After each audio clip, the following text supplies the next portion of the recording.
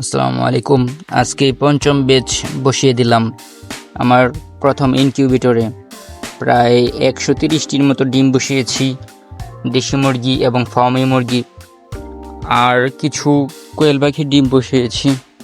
কিভাবে বসালাম? প্রথমে ডিমগুলো ফ্রিজ থেকে বের করলাম। বের করার পর প্রায় 8 ঘন্টা রেখে দিয়েছি তাপমাত্রা নর্মাল হওয়ার জন্য।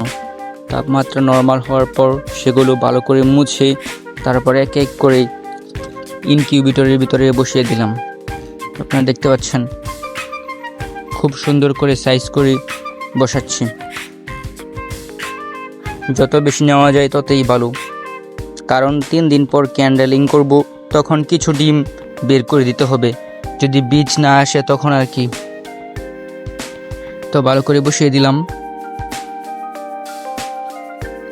উপরে কাঠি দিয়ে আরেকটি থাক দিয়ে দেব, এর জন্য উপরে কাঠি দিলাম 2টি।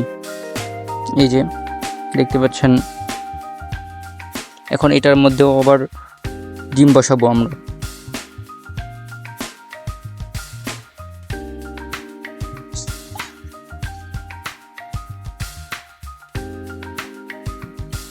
তো ডিম বসানো শেষ। এখন উপরে একটু জায়গা খালি ছিল, তাই নিচ থেকে কিছু ডিম উপরে উঠিয়ে দিলাম। উঠিয়ে দেওয়ার পর আমরা ভালো করে ঢাকনা লাগিয়ে দেব। যদি আর্দ্রতা 50-এর নিচে থাকে তাহলে একটা বাটির মধ্যে পানি দিয়ে দেব।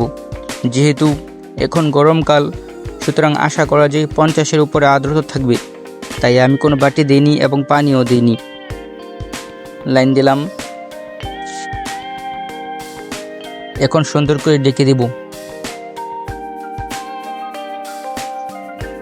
তো এই ছিল আমার দ্বিতীয় ইনকিউবেটরে ডিম বসানোর প্রক্রিয়া।